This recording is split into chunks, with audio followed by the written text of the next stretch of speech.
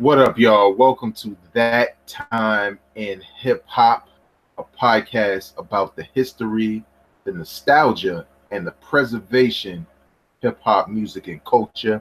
I am your host, Vegas of Hip Hop Now Podcast. I got the homie Tone from IntoTheDome.com. What's good, man? Cheers, my brother. Oh, cheers.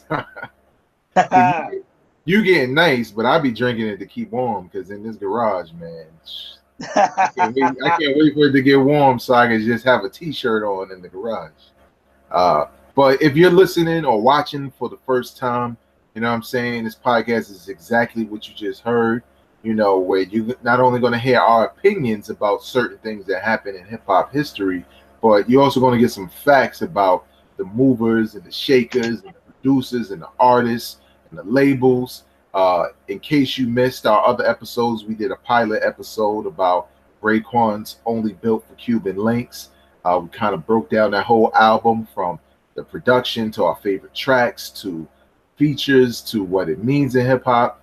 Then we did another episode that you should check out where we talked about the Source magazine, the November 1998 issue of the Source that saw Outkast get 5 mics for Aquemini and Jay-Z received 4.5 mics for Hard Knock Life Volume 2. There was Volume 2, right? Yeah. Yep. Yeah, because he started mishmashing all the damn titles and it got kind of crazy. But we got a dope show for you tonight, man, and we really gonna dig in. We've been doing our history, but as we do with the beginning of the show, man, Tone, it's another week that we are live on Earth, which we're all happy to say. But what happened in hip hop this week? Well, you know what? This is actually one of the most important weeks ever in hip hop history because on April the 16th, 1955, Clive Campbell, aka k.r.i.t, DJ k.r.i.t, was born. Now, for anyone new to this hip hop culture, this is one of our fathers, godfathers of the culture, who started playing the parts, the break beats in the Bronx back in the 70s. So he's one of the originators of a lot of styles that DJs used to use to jump off parties and block parties and house parties and everything like that. So, man, we pay homage, man, to the great k.r.i.t. We just can't thank him enough. Also, from a personal perspective, April the 16th is my big brother's birthday as well. So my big brother and DJ k.r.i.t has the same birthday. And the reason why I love hip hop is because my big brother is 7 years older than me. And in the early 80s, when he was DJing and hanging out in the streets, I was following behind him and I learned the culture and I embraced the culture because of him. So, I mean, this is a very special day for me, not only for k.r.i.t, because my big bro who actually introduced me to hip hop because he was a DJ in the early 80s. So, man, I'm really excited to share that and express that. Yeah, man. I mean, what more can we say, man? You're talking about a dude who, just wanted to party on the block. You know what I'm saying? Just decided to throw a party, decided to do things a little bit differently, which led to other things in the Bronx and other places being done a little differently when it came to music.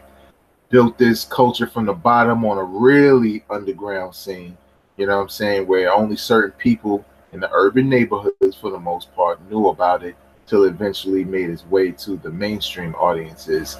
But a couple of notes about the brother, you know what I'm saying? Obviously, we all cherish the dude for helping to start this culture, we all enjoy. Also, man, like, I ain't even gonna lie, man, like maybe 2 years ago, right, I had a Beach Street t-shirt on, right? And I took a picture while I was on the train, and I kind of made the picture with the filters, on Instagram look really like vintage, like almost 80s.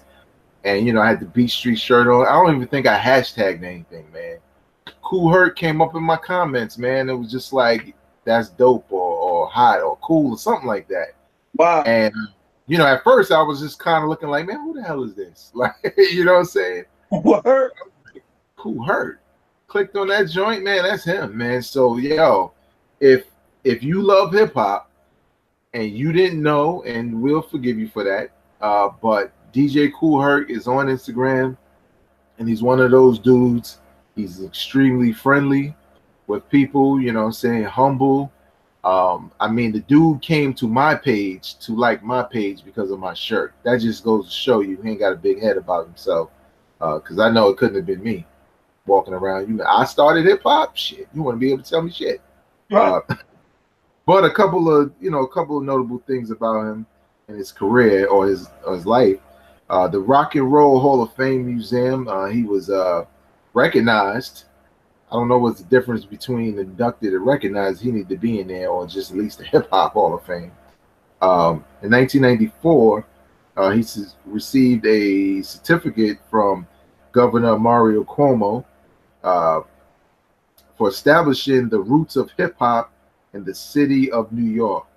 That's pretty dope. If you like hip hop movies like Beat Street, and now you know why he liked my shirt, he appeared in Beat Street, which came out in 1984 as himself. Very dope, cool scene. And another note, a book that I've probably been reading for 15 years. I'm not even gonna lie, y'all. I can't find the time to finish some of these things. But he wrote the introduction to the book, Can't Stop, Won't Stop, which is basically tells the history of hip hop music and where it comes from. And trust me, even though I'm, a little slow finishing the book, it's excellent. It's an excellent read. When I do start reading it, I plow through a number of chapters. I would suggest that anybody who's discovering Kool-Herc or didn't know a lot about hip hop, how it started, you like things like the Get Down on Netflix, that's something you should check out as far as books go, because it's a pretty dope book, and you kind of walk away feeling like, yeah, I know hip hop, I know where it started, and it's really deep, man. It's not just people playing music and having parties, man. It comes from a real place. It comes from poverty and everything else you could think about, gangs and all of that. So happy birthday, DJ Kool-Herc. You know what I'm saying? Indeed. Many more. But now we're going to get into the main topic at hand. Tone already told me, you know what I'm saying, that he is ready and prepared for this one. So let's share it with the people right now, man. Let's get it. Look here, babe. I am excited because this is that time in hip hop when I first heard Canibus rhyme. Now, let me preface this by saying this. I'm in my 40s. I've been around hip hop a long time. I'm very interested in lyrics. And there has only been 3 or 4 times in my life where an MC absolutely blew me away.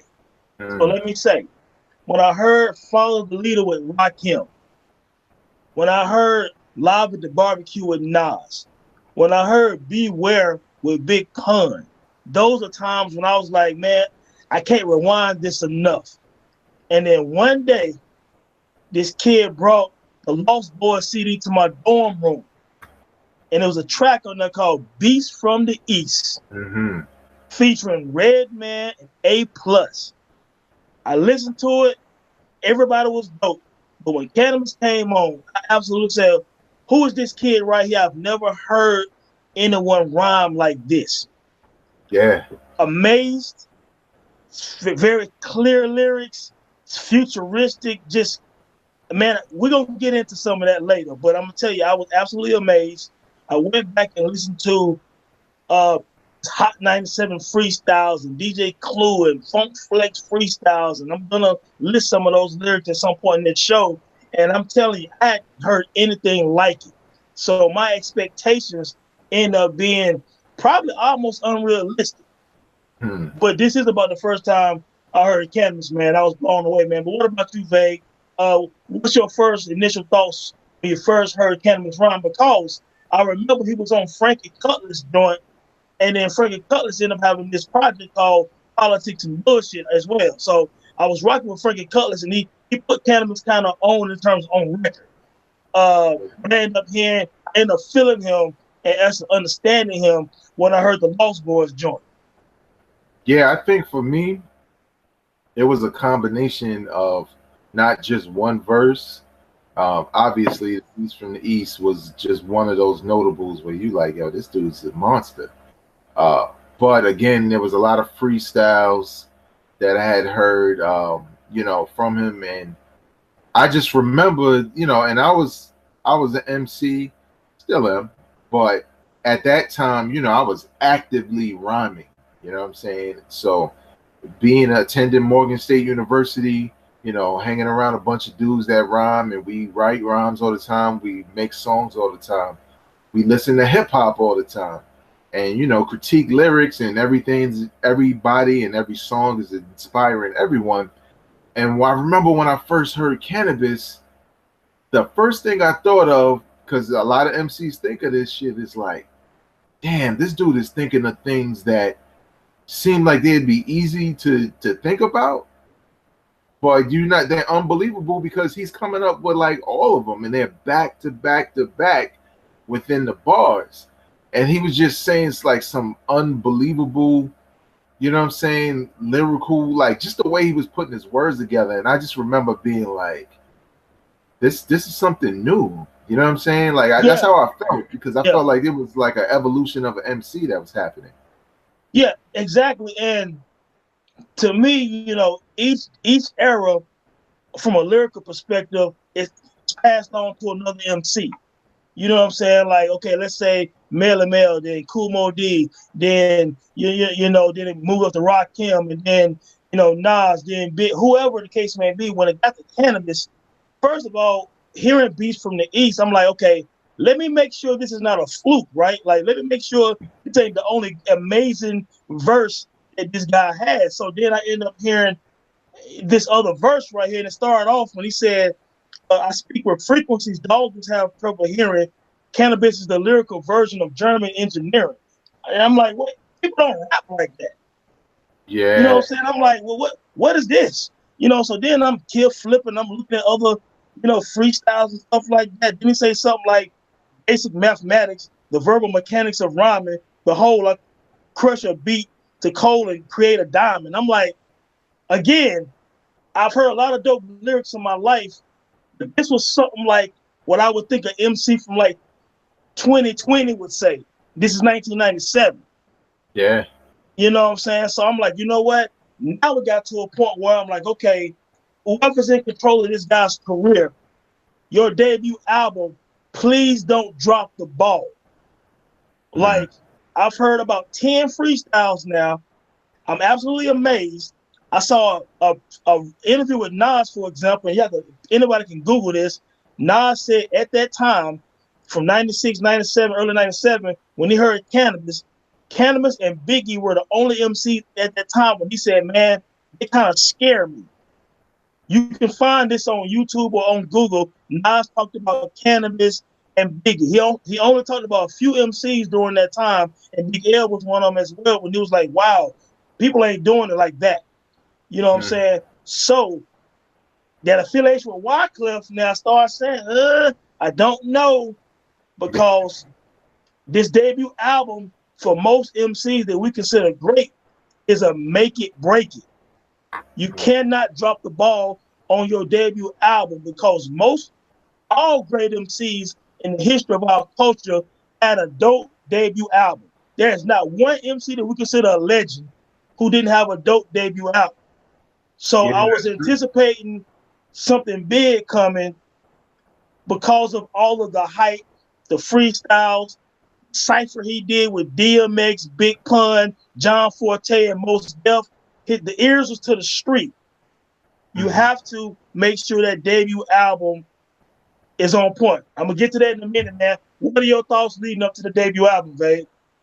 I mean, leading up to the debut album, I felt like you. I was like, he signed with Wyclef, but then I was kind of like, well, like it's not like the Fugees had whack beats, you know what I'm saying? So I kind of felt like, nah, maybe Wyclef will be able to make sure that he stays gutter.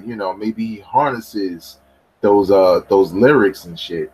So I was excited, for the most part, because again, even though I had a little bit of reservations with the whole Wyclef signing, I kind of felt like, well, how could this dude be whack? You know what I'm saying? Because every verse he dropped was crazy. You know what I'm saying? He was just saying some crazy stuff, and I don't know. I believe this was before the album dropped, but even like his verse on the Firm album, crazy. That verse Yeah. on the Firm album is ridiculous. Well, let me say I something real quick, Desperado. right? What's that? So so you said something about the Firm album? Yeah, he was on Desperados. Desperados. Yeah.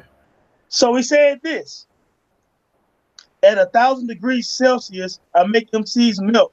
If my record label, I appear courtesy of myself. Oh yeah, when he said that shit, I was like, And I was like, oh, come on, man.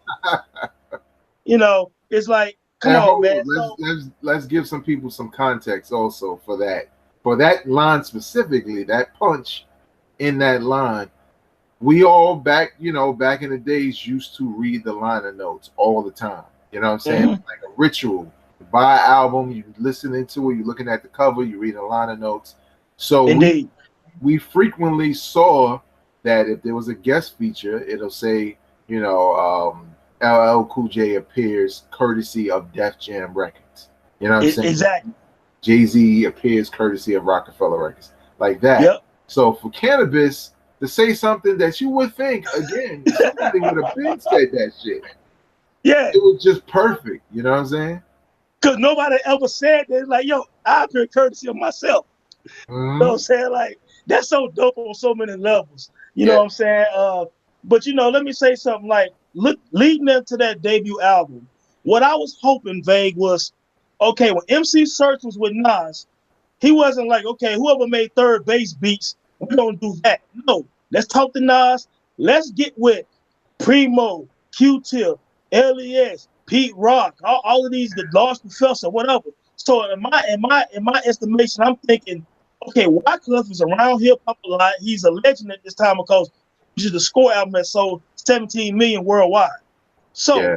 I'm thinking, okay, Wyclef, let's think of Canibus debut the way Nas debut, the way Biggie debut, the way Jay-Z debut, or any of the MCs back with Beat It Daddy Kane and k.r.i.t, whoever. Let's get the best people to make these beats. And my thing would have been like, there should have been a long line of the best producers from 1997, to work with Canibus.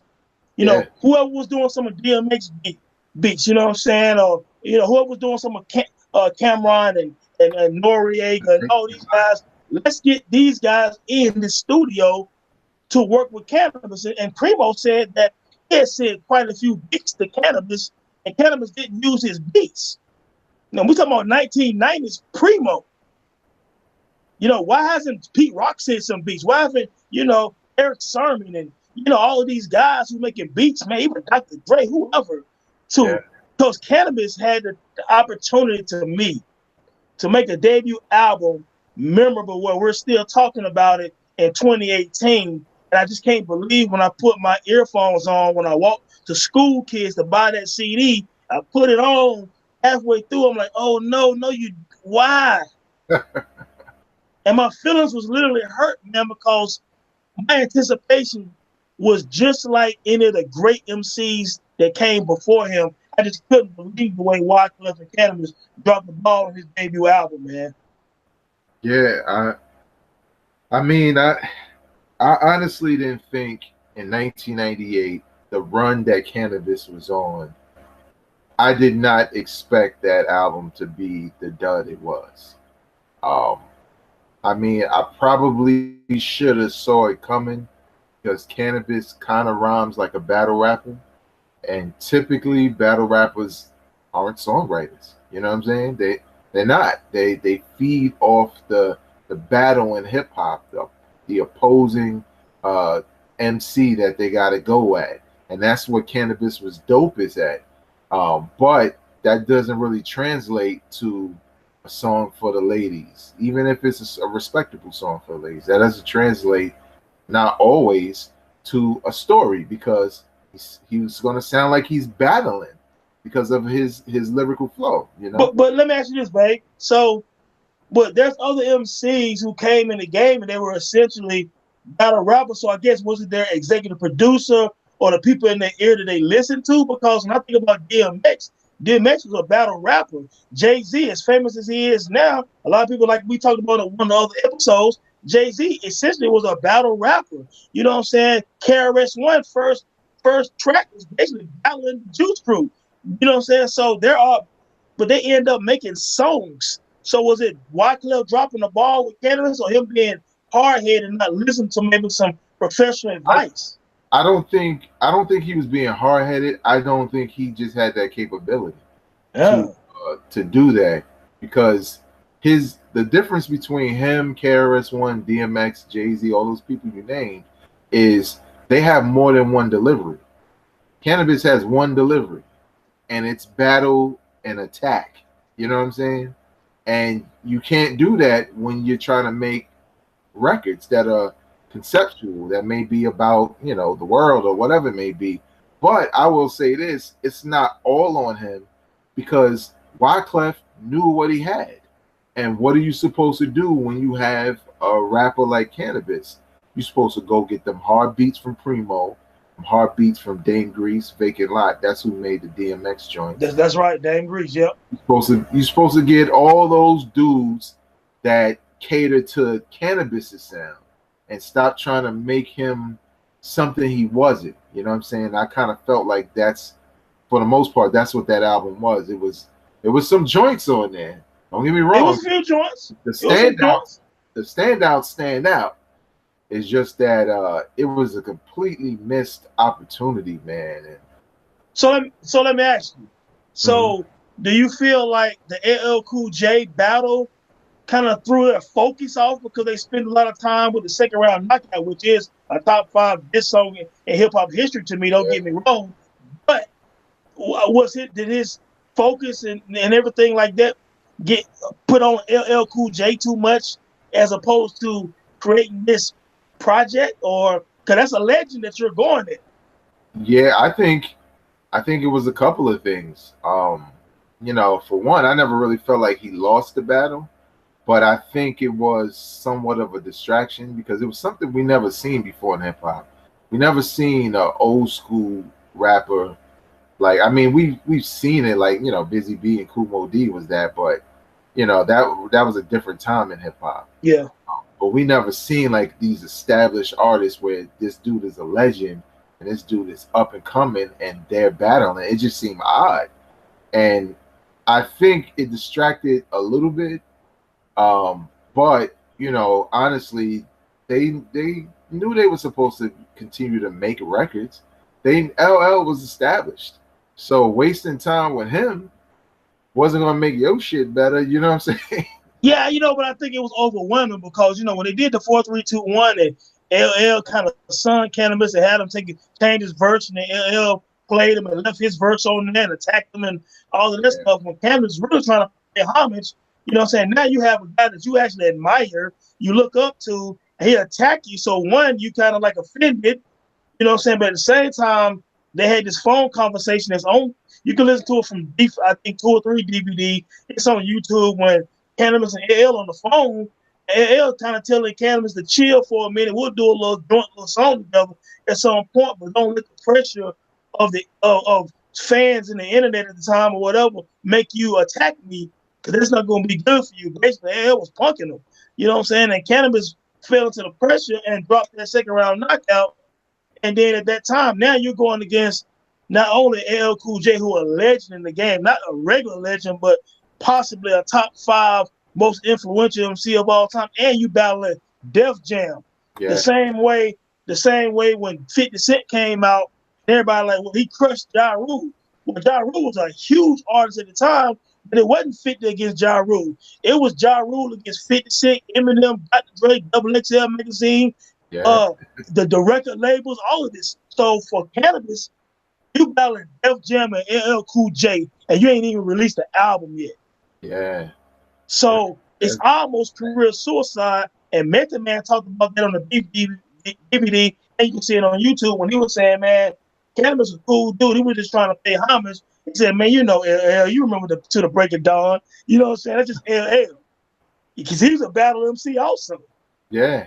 You know what I'm saying? And so I'm gonna like, when we go a little bit further, I'm gonna get into when I interviewed Canibus prior to his second album, right, and the stuff, some of the stuff he mentioned, about that.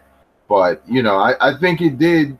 It affected a lot because the dude, like you said, the dude didn't even release an album yet, and there's all this anticipation. I think the pressure got to them all.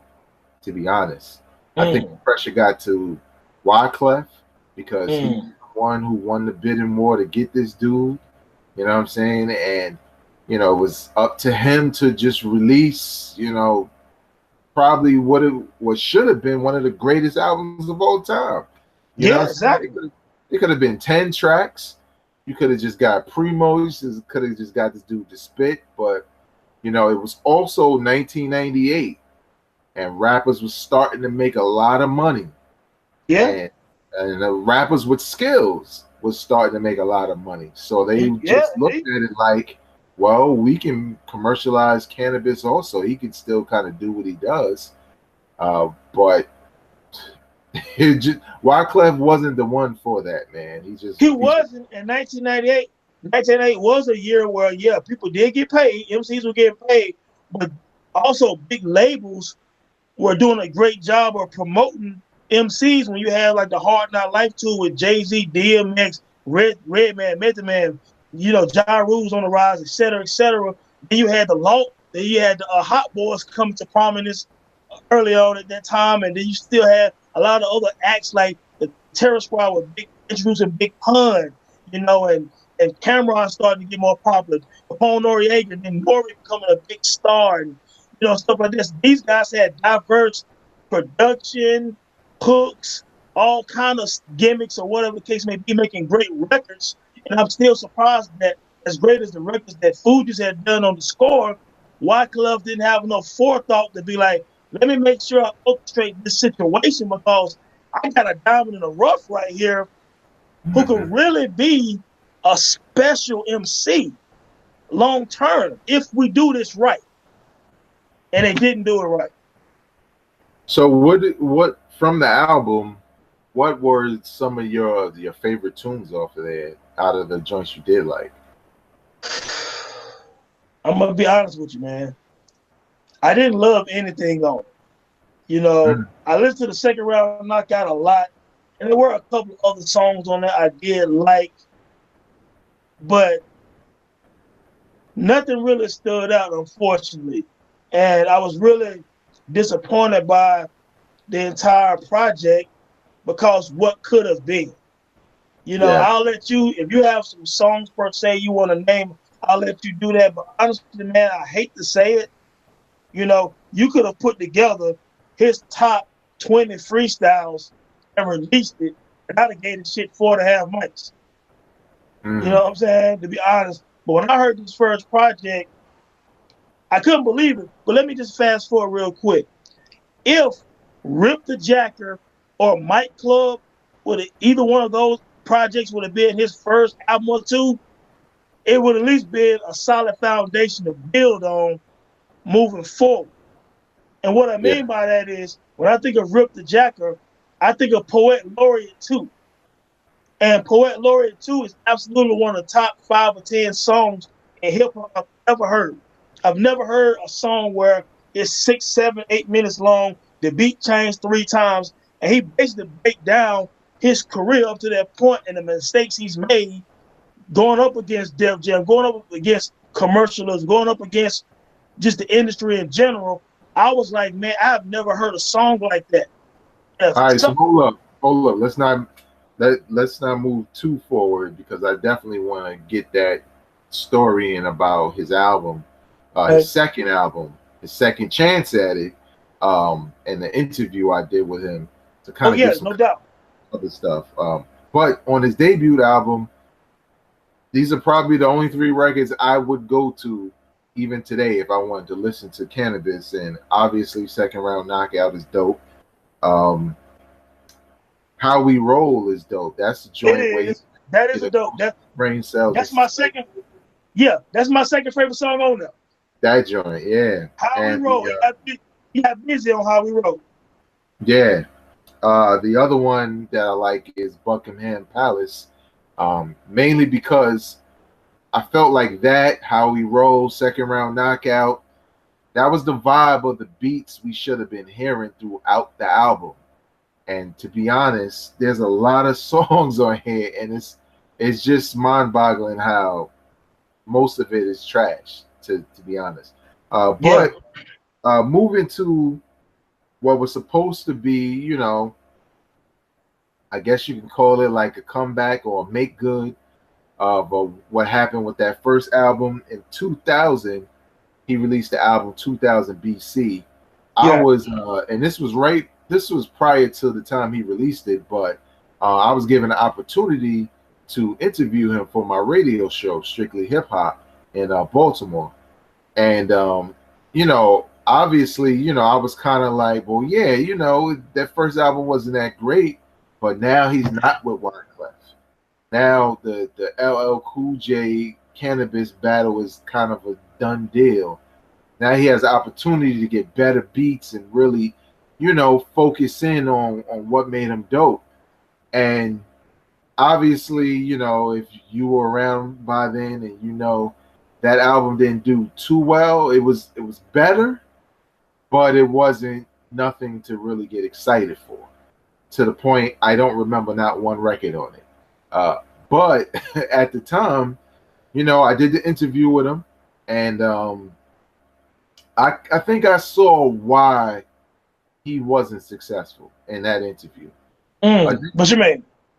Initially, when he came in to do the interview, right? So it's like, hey, yo, what's up? Blah blah blah. I'm Vegas and whatever.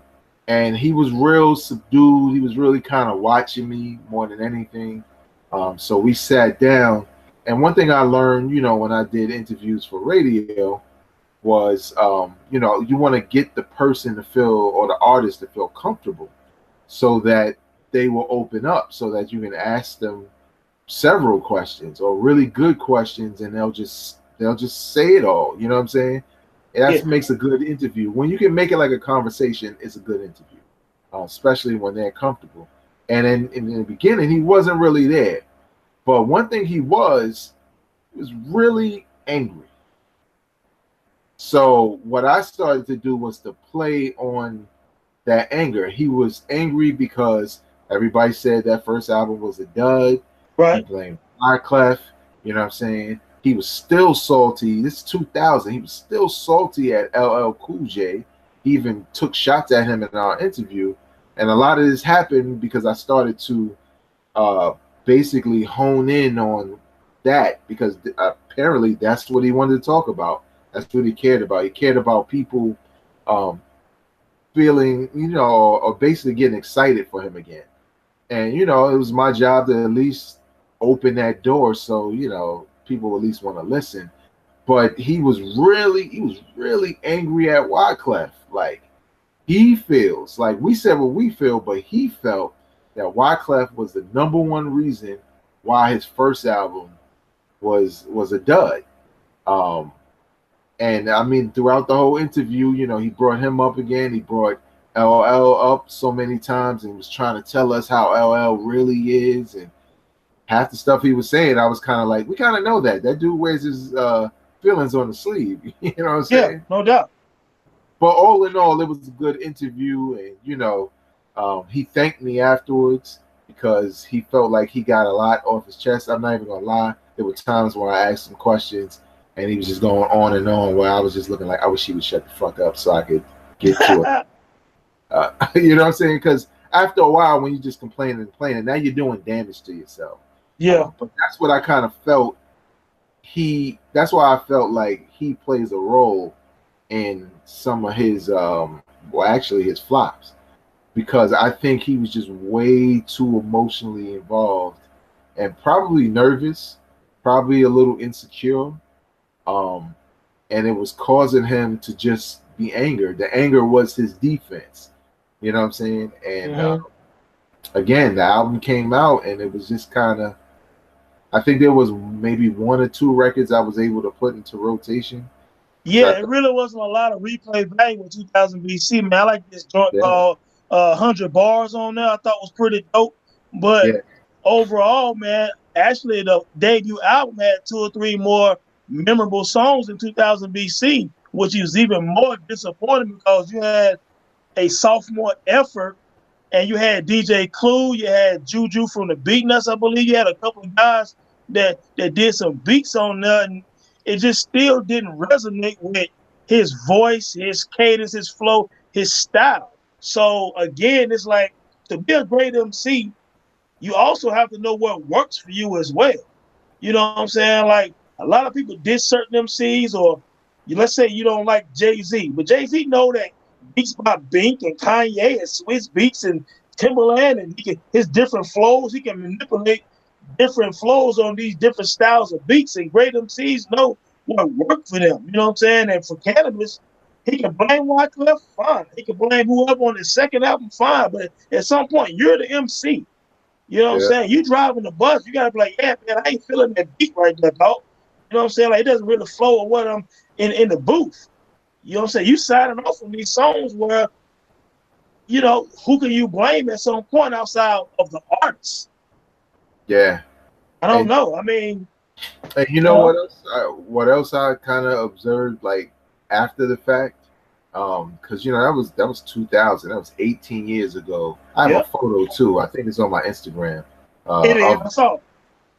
When we took the when we had the interview, but I kind of felt like looking at his career throughout the years and the different things that he did that we damn sure could get into right now. That kind of that observation I made of him as a person and as an artist plagued his entire career. Now he has his loyal fans, you know, who don't care. And I looked up his albums, and he has more albums than I even thought he had. Like he has 13. It's 30. Canibus has 13 albums, y'all. Did y'all know that?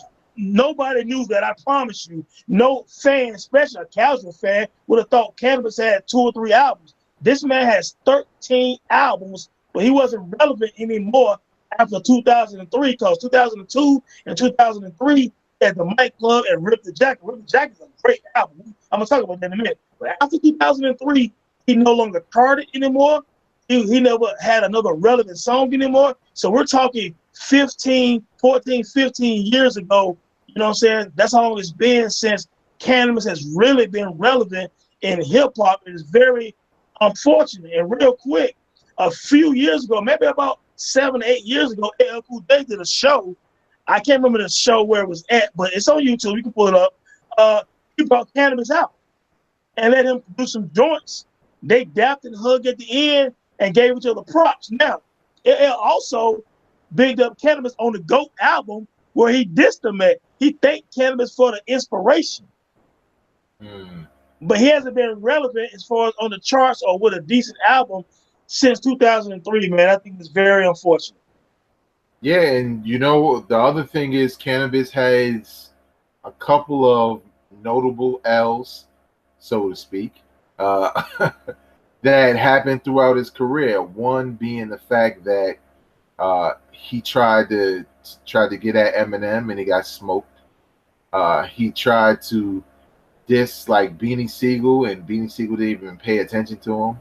And probably the worst of them all is when the battle rap scene was coming up.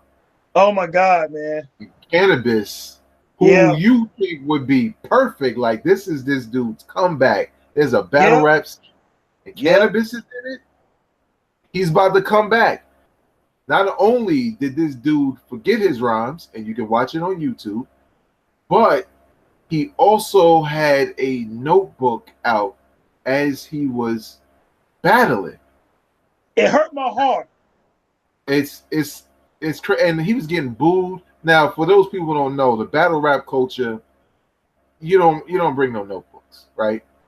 Even when you just battling on the street, nobody has a notebook, a phone, nothing. You're just battling. You either know your rhymes or you get the hell out of the cipher.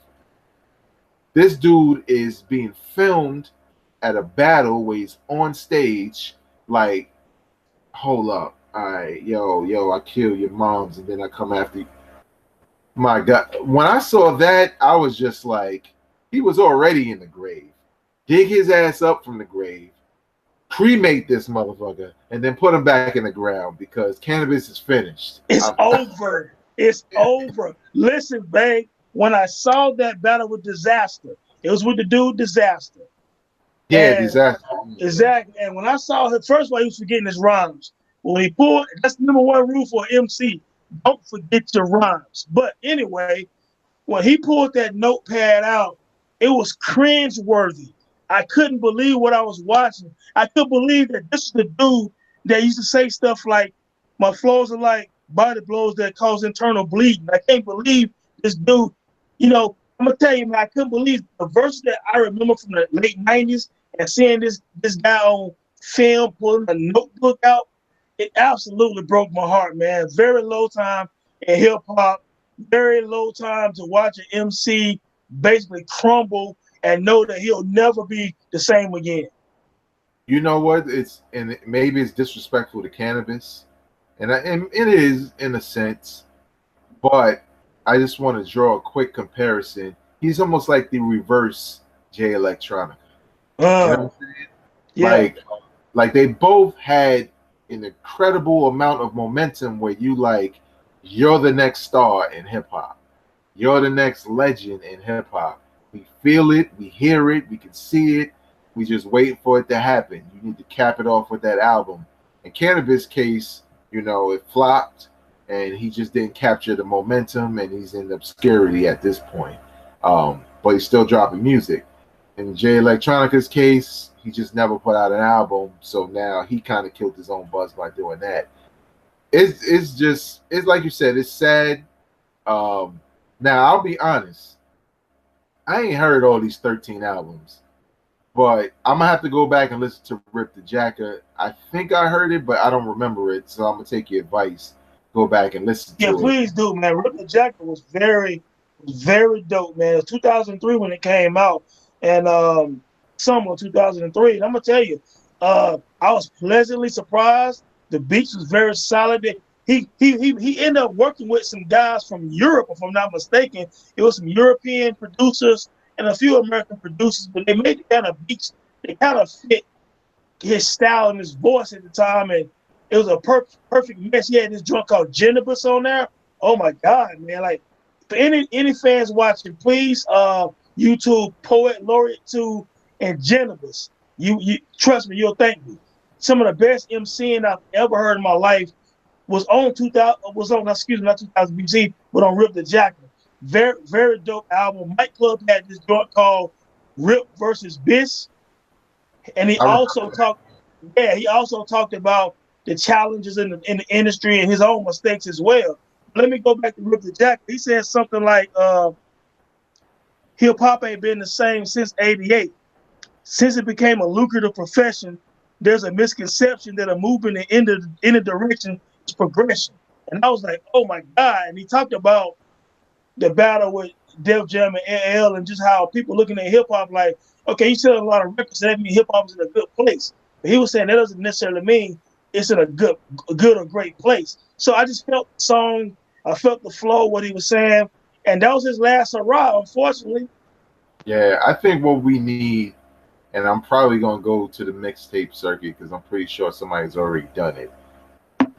I'm not going through these 13 albums, especially looking at some of these titles. I could already tell they're trash. Somebody please prove me wrong in the comments. Leave your comments in the comment section. But I would be down for a nicely curated Best of Canibus mixtape that has classic freestyles, the Desperado verse, the songs we liked off the first album, the second album, the third, fourth album. Anything that was like dope. You know what I'm saying? Not the conscious, militant, almost conspiracy theorist Canibus music, but the lyrical assassin that we're accustomed to. Let me say this too, man. This situation with Canibus, man. I was thinking today, riding home from work, from the office, listening to some of my Canibus freestyles. It's almost like a Greek tragedy too, because Canibus is like the mad scientist that died before his greatest discovery. You know what I'm saying? It's like when I listen to him rhyming today, I drove for about an hour today, just driving around, vibing like hip hop heads do. And I was listening to all these freestyles and some of my favorite songs by Canibus. And I was like, I remember a time when I didn't think nobody could rap like that. I thought he Yeah. was Rakim on steroids, man. Like, seriously, I had never heard these kind of rhymes before. And it's just very unfortunate for you to put together these type of intricate, detailed, scientific rhymes that's pretty much you in hip hop obscurity, and you shouldn't be. You know what I'm saying? So it just, I mean, really, man, I'm not even dissing them. It's really sad because I was so excited about what could have been the time I first heard Canibus, dog. Yeah, man, it's unfortunate, and what's probably more unfortunate is, you know, once he passes on, hopefully that's when he's a very very old man and not young. Um, I think that's when people will appreciate him a little bit more than they did because, unfortunately, he probably had hopes for his career and his status in the game to be, one of the best ever. And really, he's more appreciated for moments, for his time, for that momentum, like that. Like you said, that battle with LL Cool J was like the peak of his career, unfortunately. And even though he still put out some music that's good after that, um, it's kind of like where we thought he was going to go. It really only went to that LL battle, and after that it just went down. But salute to Canibus. You know what I'm saying? I'm getting my hands on a Canibus uh, best of mixtape. Gonna rock out. You know what I'm saying? Maybe I'll try to listen to one of his newest albums. Um, I'm not gonna. I'm not even. I'm lying. I'm not gonna listen to it. I'm just not. But how do you feel about Canibus? You know what I'm saying? You love Canibus. Are you still a Canibus fan? You you got all 13 albums. You think we bugging when we say he fell off at like 2003 or something? Leave your comments in the comment section. Let us know. You know what I'm saying? Because this is not only about what information we provide to you, but you may have some vital information that we missed about Canibus. Now we get to the part in the show where we recommend to you something you should go back and listen to. And this week for me, it's a mixtape. The first time I heard dude, I heard about him on the forums and the hip hop forums or different sites and stuff like that. And I was like, I never heard of this dude before. He makes his own beats. You know what I'm saying? He's cool. He's from the South.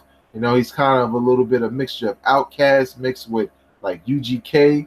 And that's Big K.r.i.t. And the name of the mixtape is Return of Forever. Woo! Man, when I put this joint in, man, I was just Man. like, where this shit been all my life, man?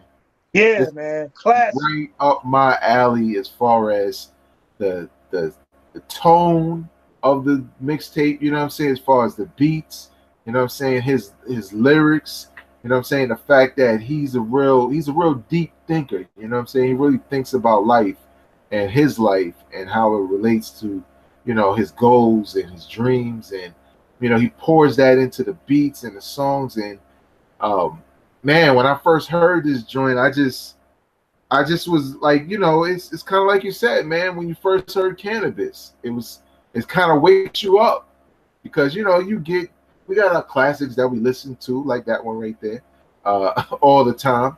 But when you get something new, it's nothing like getting a new album from a new artist that maybe you discovered or your friend put you onto. And Big K.r.i.t, man, is just a dope MC, man, who that mixtape Return of Forever, man. If you don't know who Big K.r.i.t is, you never heard of him, that mixtape is free. So if you got to go to datpiff.com or allmixtapes.com or wherever you get mixtapes from, look up Big K.r.i.t, Turn of Forever. He got a whole bunch of mixtapes, but that was the mixtape to me that just, I was like, yo, I'm a fan already off of one mixtape. What you think about that, Tom? Well, first things first, man, when I first heard that Big K.r.i.t mixtape, I was upset because they should have made that a damn album. It was a 5 mic down south album to me. I mean, it gave me the same vibe and and energy that Outkast 7 Player Listing gave. I mean, that was a great project by Big K.r.i.t. You know what I'm saying? Like, to me personally, he's put out a lot of very good work over his career so far, and to me, that's the magnum opus of his career. So I mean, that's a great album, man. And speaking of great albums, real quick, to the left and right of you, I noticed you got Marvin Gaye, What's Going On. That's my favorite song on one of my favorite albums, and I see that 36 Chambers over there. So I just want to say what's up to that. I Want You. Yeah, no, that's my favorite song, son. So I just want to say that real quick. But for me, my recommendation, man, is AZ sophomore album, Pieces of a Man. It came out in 1998. So we know Canibus in 1998. Pieces of a Man came out in 1998 as well. Following up Do or Die, that was a gold album. Pieces of a Man actually shipped over 400,000 copies. AZ was on a nice run with Life's a Bitch with Nas, to Do or Die with Sugar Hill, and a dope album, to the Firm album, to the next year he had this Pieces of a Man. Dude was on a nice run. He was getting a lot of respect in the industry. I wish he'd have been even larger. But man, I love Do or Die, of course, but I love this Pieces of a Man.